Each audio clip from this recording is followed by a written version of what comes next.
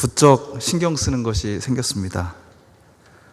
그것은 제 몸무게입니다. 솔직히 제가 이런 걸로 고민한다는 사실이 부끄럽습니다. 목사라면 좀 다른 데 신경을 써야 하는 거 아니야? 맞습니다. 저도 그렇게 생각합니다. 좀 영적인 뭔가 그리고 중요한 것에 신경을 써야 되는데, 그런데 요즘 좀 심각합니다. 건강을 위해서 적게 먹는 편이거든요. 그리고 운동도 아시는 분은 아시겠지만 정말 열심히 합니다. 그런데 몸무게가 줄지 않습니다. 제 생애 최대 몸무게를 지금 찍고 있습니다. 조금만 방심하고 먹었다. 예를 들어서 지난 토요일 샬롬과 함께 저녁 식사를 했는데 방심했죠. 여지없더군요. 후회했습니다. 좀 참을 걸. 금방 살이 확 찌는 것을 느껴요. 천고마비의 계절이라 그런가 라는 생각도 해봅니다. 근데 뭐 말이 살찌는 거지 제가 살찌는 계절이 아닐 텐데 왜 찔까? 그런 생각을 합니다. 찾아보니까 뭐 계절성 정동장애 뭐 이런 seasonal affective disorder 이런 게 있대요. 그러니까 이 계절이 바뀌면서 뭔가 허하죠. 단계 땡기고 뭐 이래가지고 그 우울함을 달래기 위해서 막 먹게 되고 그런 문제가 있긴 하답니다. 자, 근데 워낙 저는 황당한 생각이 한번 물줄기가 탁 트이면 그쪽으로 계속 생각하는 버릇이 있어서 결국 이런 생각을 하게 되었습니다. 어쩌면 정말 나는 말인지도 몰라. 나는 사람이 아니야. 말이야. 말처럼 살고 있는지도 몰라. 그런 생각을 하게 되었습니다. 그러면서 다시 천고마비라는 말을 생각해 보았습니다. 사전에는 이렇게 나와 있습니다. 천고마비, 하늘은 높고 말은 살찐다는 뜻으로 하늘이 맑고 모든 것이 풍성한 상황을 이르는 말이다.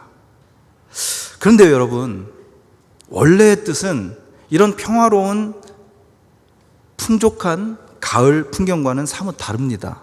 아시는 분들은 다 아시겠지만 원래 이 말의 본뜻이요, 이런 아주 평화로움과는 관련이 없습니다. 하늘이 높은 계절은 물론 가을입니다. 가을은 추수의 계절이지요. 그런데 1년 동안 열심히 농사를 지어서 풍성한 수확을 거뒀는데 그것을 완전히 거덜내는 무서운 세력이 있었습니다. 바로 중국인들에게 북방의 흉노족이 그런 위협 세력들이었습니다. 흉노족은 기마민족이었어요. 기마민족이 무슨 뜻인지 아시죠? 말 타고 싸우는 그런 민족입니다. 그래서 가을까지 흉노족은 말을 잘 먹입니다. 그래서 아주 튼튼하고 강한 기마, 말을 만들어내요. 전투용 말입니다. 그 말을 타고 바람처럼 달려와서 중국인들이 열심히 농사지어서 쌓아놓은 수확물들을 약탈해 갔습니다. 정말 끔찍한 일이었죠. 정말 어렵게 농사를 지어왔는데 그것을 싹 쓰리 해가지고 간 겁니다. 가을이 되었고 변방의 말들이 살이 올랐으니 적들이 살찐 말을 이끌고 곧 쳐들어올 것이다. 경계해라. 라는 글이 당나라 때 시인의 글에 나옵니다. 그러므로 천고마비는요, 풍요로워 보이는 지금의 현실을 완전히 재난으로 바꿔버릴 그런 무서운 원수들이 쳐들어와서 우리를, 그리고 우리가 가진 것을 모두 삼켜버릴 수 있음을 경고하고 있는 말입니다. 그리고 거기에 맞서서 싸워야 하는 전투의 상황을 암시하고 있는 말이죠. 그러므로 천고마비의 계절은요, 잘 싸워서 지키느냐 아니면 못 싸워서 다 빼앗기느냐를 결정하는 치열한 싸움의 계절입니다.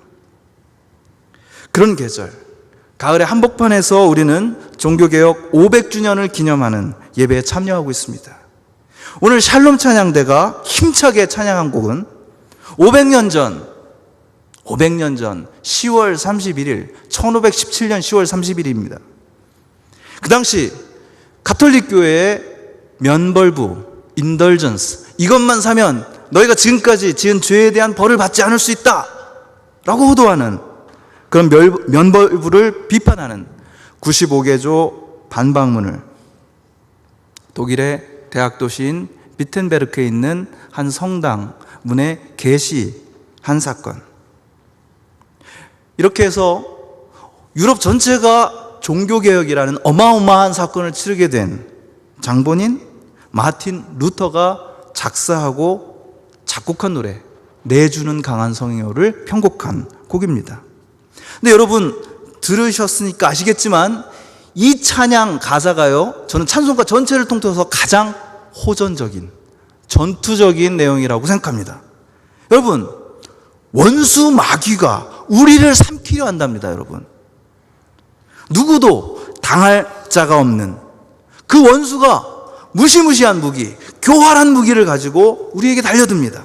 그 마귀 앞에서 우리는 전투를 해봤자 패할 게 뻔해요. 하지만 힘 있는 장수가 나와서 우리를 인도해냅니다. 그분이 예수 그리스도다.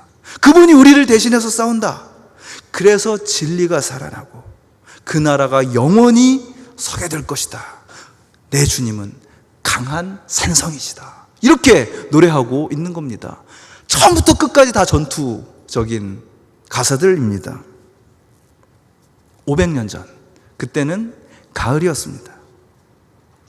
두 가지 의미에서 가을입니다. 참된 신앙이 몰락하는 fall, 가을이었습니다.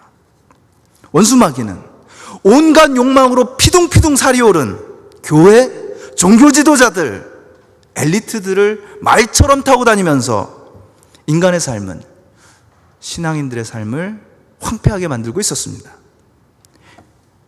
그래서요, 믿는 것처럼 보이지만 제대로 믿는 게 아니었습니다.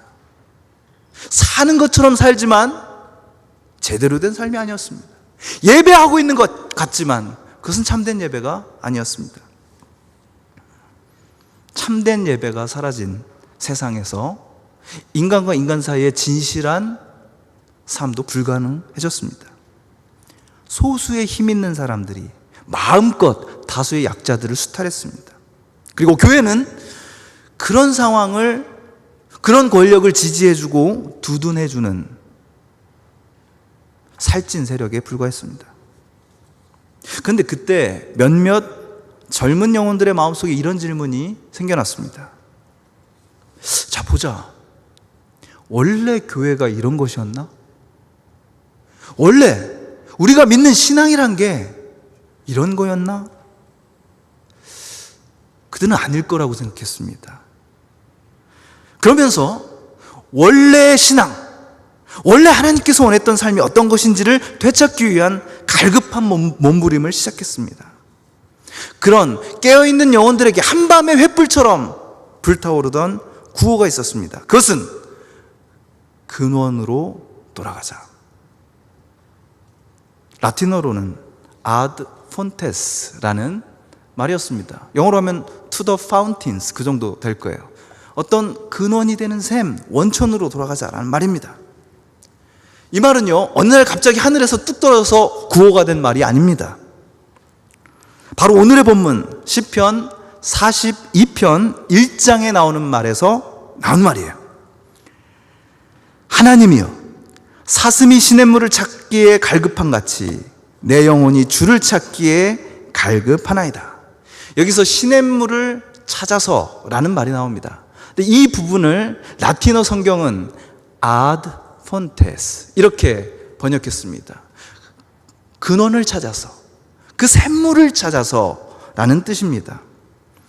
모든 것의 출발이 되는 원천, 그 근원적인 샘, 그것을 한번 향해 가보자. 목마름을 가지고 그 처음으로 돌아가 보자.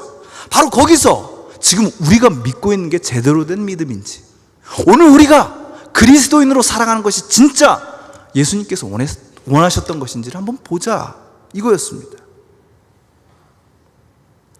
종교개혁자들은요, 바로 그 근원, 그 원천이 되는 샘을 하나님의 말씀인 성경이라고 확신했습니다. 이건 그 당시로서는 상상도 할 수 없는 일이었습니다. 왜냐? 모든 중요한 말들은 교황이 해주든지 교회 전통에 이미 쓰여 있든지 그도 아니면 사제들이 해준다고 생각했기 때문입니다. 성경을 읽지 않았습니다. 심지어 사제들조차 성경을 원래 쓰여진 말로 읽을 줄 몰랐습니다. 히브리어, 헬라어 원문을 읽지 못하고 라틴어로 번역된 것을 읽었습니다. 그리고 그 번역 중에는 상당 부분 오역도 있었습니다. 자, 그렇기 때문에 근원으로 돌아가자라는 말은 오직 성경, 솔라 스크립투라, 하나님의 말씀의 생물을 직접 마시면서 내 삶의 목마름, 내 신앙의 목마름을 해결해야 된다. 다른 것으로는 불가능하다는 뜻입니다. 그러므로 하필이면 오늘 바로 이 역사적인 순간 종교개혁이 어쩌면 5개월도 못 버티고 5년도 못 버티고 50년 안에 꺼져버릴 수도 있었던 그 사건이 지금 500년 지나서 오늘 우리까지 당도한 바로 이 순간을 맞는 여러분이 마치 500년 전에 그 젊은 사람들처럼 하나님 앞에 서 있는 여러분들, 그들처럼 말씀을 제대로 읽게 되기를 저는 간절히 바랄 뿐입니다. 그것 외에는 여러분에게 바라는 것이 없습니다. 제발 설교 듣는 것으로 만족하지 마십시오. 그러면 500년 전 깨어나지 못한 정신으로 여전히 사제들이 하는 말, 교회가 하는 말을 진리처럼 붙잡고 살았던 사람에 지나지 않을 겁니다. 시간을 정해놓고 읽으십시오. 주일에 한 번 나와서 목사가, 전도사가 하는 말로 만족하면 안 됩니다. 큰일 납니다. 그것으로는 여러분의 삶이 바뀔 수 없기 때문입니다. 그것으로는 여러분들이 그 샘과 만날 수 없기 때문입니다. 시간을 정해서 여러분의 눈으로 모든 수단을 동원해서 읽어야 합니다. 읽다가 질문이 생기면 전화해야 됩니다. 저 1년에 성경 본문에 대해서 질문 3번 받아봤습니다. 창천교회 청년부요. 읽습니까? 읽으면 반드시 질문이 나와요. 이게 도대체 무슨 뜻일까? 그럼 궁금할 거 아닙니까? 전미경 전사님 몇 번 받으셨어요? 이게 도대체 무슨 뜻입니까? 박영진 전사님 몇 번 받으셨어요? 묻지 않습니다. 우리가 읽는데도 질문이 안 생길까요? 천만의 말씀이죠. 막 질문이 생깁니다. 그럼 물어봐야 될 거 아니에요. 소그룹 이끄는 분에게도 물어볼 수 있고 전도사님께도 물어볼 수 있고 저에게도 물어볼 수 있고, 저도 못 믿으면 구자경 담임 목사님께 물어보면 될 거 아닙니까? 무섭죠. 그러니까 저한테 묻십시오.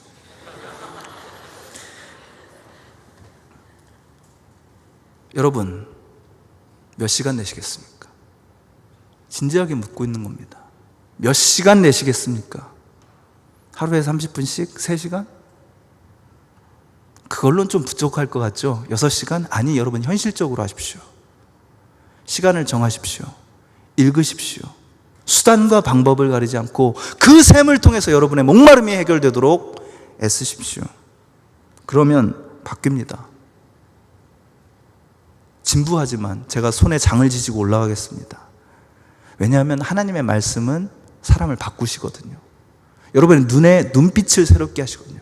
여러분의 인생의 문제를 여러분의 힘으로 해결하게 해주시거든요. 그거 믿고 있기 때문에 우리가 이 자리에 있는 겁니다. 시간을 정하십시오. 읽으십시오. 그 말씀 여러분을 읽을 때까지 버티십시오. 반드시 그 말씀이 여러분을 변화시킬 겁니다. 누구에게나 인생의 목마름이 있습니다. 지금 여러분에게도 마찬가지입니다. 겉으로는 그저 멀쩡해 보이지만 헤헤 하면서 웃고 있지만 여기 한 사람 한 사람에게는 자기만의 목마름이 있습니다. 언제부터 시작된 목마름인지 모릅니다. 그러나 그 목마름이 풀리지 않는다면 우리 인생은 결국 그 목마름에 지쳐서 주저앉게 됩니다. 어떤 목마름일까요?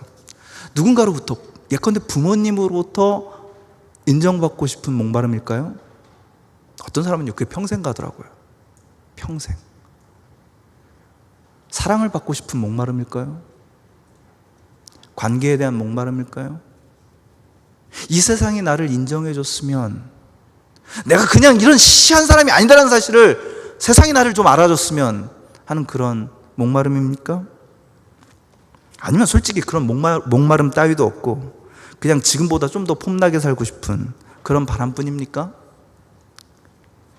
오늘 시편은 우리의 그런 일상적인 바람, 혹은 그보다 조금 깊이 들어간 내 인생의 깊은 목마름, 그 모든 것의 근원이 되는 목마름에 대해서 말하고 있습니다. 시편 42편 1절 2절을 세 번역은 이렇게 번역했습니다. 하나님, 사슴이 시냇물 바닥에서 물을 찾아 설떡이듯이 내 영혼이 주님을 찾아 헐떡입니다. 내 영혼이 하나님, 곧 살아계신 하나님을 갈망하니 내가 언제 하나님께로 나아가 그 얼굴을 배울 수 있을까? 여러분, 하나님에 대한 목마름입니다. 여러분 안에 있는 가장 깊은 목마름은 하나님에 대한 목마름입니다. 나와 여러분의 삶이 어디서 시작되었을까요? 어디로 흘러가게 될까요? 모든 것의 처음이신 그분, 그 근원샘에 대한 목마름이 채워지지 않는 한 우리 삶은 언제나 헐떡일 겁니다. 그리고 여러분들이 자잘하게 가지고 있는 이런저런 목마름들이요, 그것이 해결되는 즉시 다른 목마름, 다른 갈증에 여러분들은 시달리게 될 겁니다. 취업 후 생기는 목마름이 있습니다. 결혼 후 생기는 목마름이 있습니다. 어떤 것을 달성한 순간 바로 여러분들에게 찾아온 또 다른 목마름이 있습니다. 바로 그렇기 때문에 근원적인 목마름을 여러분들이 해결하지 않는 한 여러분의 삶에는 목마름이 잦아질 날이 없는 것입니다. 처음으로 돌아가자. 그 처음, 그 샘을 향해 갈급했던 사람들이 이루어낸 개혁? 오늘 우리는 바로 그 눈물 어린 싸움의 시작을 기억하면서 이 자리에 앉아 있습니다. 그 싸움을 시작해야 했던 사람들 정말 많이 울어야 했습니다. 밖에서부터 나를 향해 다가오는 위협도 위협이었지만 대다수의 종교개혁자들이 우울증과 그리고 정신쇠약증으로 힘들어했습니다. 한 세상을 바꾸는 거잖아요. 이게 진리다라고 믿고 있던 사람들에게 말씀을 읽었더니 그게 진리가 아니다 라고 저항한 거잖아요. 얼마나 많이 회의했을까요? 내가 괜히 이런 거 해가지고 우리 가족이, 내가 지금까지 쌓아올린 커리어가 다 망가지는 거 아닌가. 많이 울어야 했습니다. 그런데요, 더 힘든 거는 그들 마음속에 자꾸만 들려오는 이런 소리 때문에 그렇습니다. 야, 정말 하나님이 있어? 네가 하나님 믿는다고 이러는데 하나님이 없으면 어쩔 거야? 하나님이 있기는 있는 거니? 하나님이 있다면 세상이 왜 이 모양 이 꼴이야? 왜 그런 주교들, 왜 그런 교양들을 하나님께 그냥 놔두는데? 그 교회는 왜 이 모양이야? 왜 우리 속회는 이 모양이야? 우리 동기들은 이 모양이야? 오늘 본문 3절은 이렇게 얘기합니다. 사람들이 종일 내게 하는 말이 내 하나님이 어디 있느뇨 하오니 내 눈물이 주야로 내 음식이 되었도다. 가장 우리를 힘들게 만드는 질문입니다. 하나님이 계신가? 사람들이 오늘도 이 예배 자리에 있지 않고 밖에 있는 사람들은 그들의 삶 자체를 우리에게 묻고 있어요. 하나님이 계시기나 하니? 라고 말이죠. 중고등부 때까지, 유초등부 때 찬양 율동하고 그러는 동안에 우리 이런 고민할 필요가 없었습니다. 그때는 우리 사전에 나오는 말씀처럼 기쁨과 감사만 있고 아무 의심 없이 예배하는 사람들과 어울릴 수 있었죠. 오늘 우리도 얼마 전까지 그런 그냥 아무 문제 없는 신앙생활을 하고 있었는지도 모릅니다. 그러나 우리는 굉장히 모든 것이 의심스러워진 세상 속에 살고 있습니다. 오늘 본문의 시인처럼 말입니다. 그리고 500년 전 종교개혁자들처럼 지금 우리도 모든 것이 의심스럽기만 합니다. 하나님은 과연 있는 것인가? 내가 이렇게 교회에 나와서 예배하고 찬송하고 그런 것이 무슨 의미가 있을까? 뭐가 달라질까? 우리는 솔직히 답답합니다. 그런데 여러분, 우리 안에 있는 이 근원적인 목마름과 물음을 느끼면서 바로 그 샘을 찾아서 헤매는 것이 우리의 정체성입니다. 확실한 답이 있어서가 아니라 언젠가는 우리를 만나줄 그 셈, 고뇌의 옷을 벗고 근심의 옷을 벗고 우리와 만나줄 그 셈에 대한 그리움으로 우리가 살아갑니다. 우리는 그 셈을 찾아 나서는 사슴입니다. 그것이 우리의 정체성이에요. 그런데 언제부턴가 우리는 그런 목마름을 잃어버렸습니다. 우린 더 이상 사슴이 아니에요. 영적인 목마름, 그 셈에 대한 목마름을 잃어버린 우리는 육신의 비만보다도 훨씬 더 위험하고 심각한 영적인 비만에 빠져버렸습니다. 영적인 비만 어떻게 할 수 있냐고요? 몸무게 저울로도 안 나오는 영적인 비만? 안 움직여요. 비만은 안 움직입니다. 그렇죠? 영적인 비만은 하나님의 말씀을 듣고도 안 움직여요. 여러분, 1년 내내 하나님 말씀 듣고 뭘 움직였습니까? 무슨 변화가 여러분에게 있어요? 아무것도 안 움직였다. 1년 전이나 지금이나 똑같다. 그럼 영적인 비만입니다. 안 움직이고 있는 거예요. 땀 흘리면서 뭔가를 향해 추구해야 되죠? 근데 그런 적 없다. 정말 몸에 살 빼기 위해서는 매일같이 운동을 하는데, 뭐든 하는데 하나님의 말씀 앞에서 내가 나를 변화시키려고 땀 흘린 적 없다. 비만입니다. 심각합니다. 언제 죽을지 모르는 상황인 거예요. 그러니 땀을 흘리면서 느끼는 기쁨이 있습니까? 주님께서 원하시는 그 일을 하면서 내 영적인 비만이 잘라져 나가는 그런 기쁨 누려본 적이 있습니까? 그런 가뿐함, 그래서 몸과 영혼이 가벼워지는 그런 느낌, 그런 거 느낀 제가 언제입니까? 여러분께 부탁합니다. 우리 금식합시다. 3주 동안 금식하면서 세례 새벽기도에 참여할 수 있잖아요. 안 먹는 겁니다. 그 먹을 돈 모아가지고 속회연금 할 수 있습니다. 또 이사야서 58장에 나와 있는 것처럼 부당한 결박을 풀어주고 압제당한 사람이 없게 하고 약자들을 보살피는 그런 진짜 금식을 하면서 내 삶을 변화시킬 수 있어야 되잖아요. 근데 그럴 생각이 안 든다. 아예 지금 우리 영적인 비만에 빠져 있는 겁니다. 아주 심각합니다.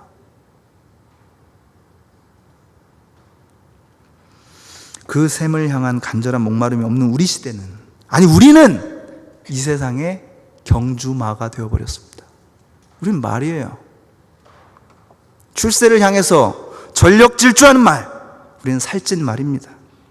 이 세상의 경주마가 되어버렸습니다. 물질적 풍요와 안락을 충동질하는 사탄은 그런 우리를 타고 마음껏 이 세상을 약탈하고 있습니다. 지금 여러분의 모습은 목마른 사슴입니까? 아니면 더 나은 말이 되지 못해서 안달인 말입니까? 이 세상이 제시하는 목표를 찾아 질주하는 말, 내 영혼의 주님, 내 삶의 주님, 나의 유일한 생명샘을 향해 갈급한 영혼입니까? 아니면 부지런히 나를 살찌워서 스펙 쌓고 어차피 먹고 먹히는 인생 각축장에서 뒤지지 않으려고 뛰어다니는 영혼입니까? 세상은 알고 있더라고요. 우리가 더 이상 목마른 사슴이 아니라는 사실을. 참된 근원을 향해 갈급한 사슴들이 아니라 쟤네들도 우리랑 똑같은 트랙을 뛰고 있는 경주마로구나. 그래서 손가락질합니다. 니네는 사슴이 아니라 말이야. 2014년 교수들이 뽑은 올해의 사자성어가 지록위마입니다. 사슴을 가리켜 말이라고 한다. 국정농단 사건이 많이 불거졌을 때 다시 한번 이 말은 유명해졌습니다.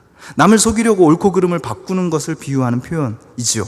정치적으로는 윗사람을 농락하고 자신의 권력을 휘두르는 것을 뜻하는 말입니다. 그래서 2014년부터 지금까지 가장 사람들의 말에 입에 많이 오르내린 사자성어, 지록위마. 그런데 오늘 종교개혁 500주년을 맞아 오늘 본문을 묵상하면서 오늘 우리 시대의 크리스찬들, 아니 바로 나를 바라보면서 목마른 사슴으로 살아가야 되는데 이 세상의 경쟁과 시장의 욕망을 따르는 말로 전락해버린 바로 저를, 우리 시대의 크리스찬들을 꾸짖는 말로 들렸습니다. 세상이 우리 안에 충동질하는 욕망에 따라 사느라고 우리는 더 이상 사슴이 아니라 말이 되어버린 겁니다. 살찐 말. 너는 사슴인데 말이 되어 살고 있구나. 그렇습니다. 우리는 그렇게 되어버렸습니다. 세상은 그리고 계속해서 우리를 사슴이 아니라 살찐 말로 만들어 놓으려고 하고 있습니다. 그래야 마음이 편하니까요. 믿는다고 하는 너희들도 우리랑 똑같이 경쟁하고 남을 짓밟고 이기고 빨리 가려고 노력하는구나. 이제 마음이 편하네. 주변에 있는 목마른 사슴들 때문에 양심의 가책도 느끼고 그랬었는데 이제는 니들도 똑같이 말이니까 똑같이 달리고 있으니까 마음이 편한 거예요. 어떻게 합니까 우리? 우리에게는 희망이 없습니다. 희망은 오로지 그 샘에게 있습니다. 내가 노력한다고 다시 사슴이 되지 못할 겁니다. 내 영혼에 덕지덕지 낀 기름덩어리를 잘라내고 주님만이 나의 방패, 나의 참 소망, 그렇게 외칠 수 있는 사슴이 되는 능력은 오직 그 샘으로부터 나옵니다. 그 샘이 여러분을 부르고 있기 때문입니다. 그 샘이, 그 말씀이 이 세상에서 말로써 살아가면서 살이 찌고 있는 우리를 목마른 사슴으로 바꾸어 놓은 것입니다. 그 샘을 목말라 찾는 이들을 향해 이렇게 말씀하십니다. 내 영혼아, 내가 어찌하여 낙심하며 어찌하여 내 속에서 불안해하는가? 너는 하나님께 소망을 두라. 그가 나타나 도우심으로 말미암아 내가 여전히 찬송하리로다.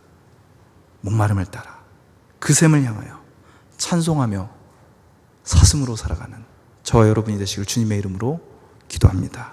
기도하시겠습니다.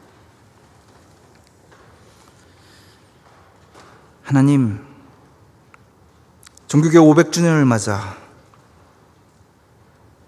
내 영혼에 덕지덕지 들어붙어 있는 영적인 비계덩어리를 바라봅니다.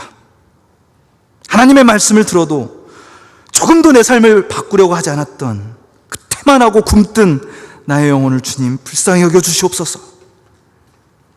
육신의 살을 빼려고는 그렇게 노력하지만 내 영혼에 달라붙은 그런 비계덩어리를 떼어버리기에는 너무나도 소극적이었던 나 자신을 돌아봅니다. 주님, 우리는 더 이상 목마른 사슴이 아니라 이 세상에 헛된 명예와 돈과 인정을 구하려고 무조건 뛰고 있는 살찐 말들이 되어버리지 않았나 생각해봅니다.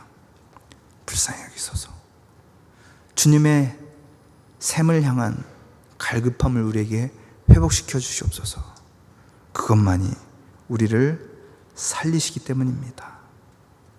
우리의 근원샘 예수 그리스도의 이름으로 기도드리옵나이다. 아멘.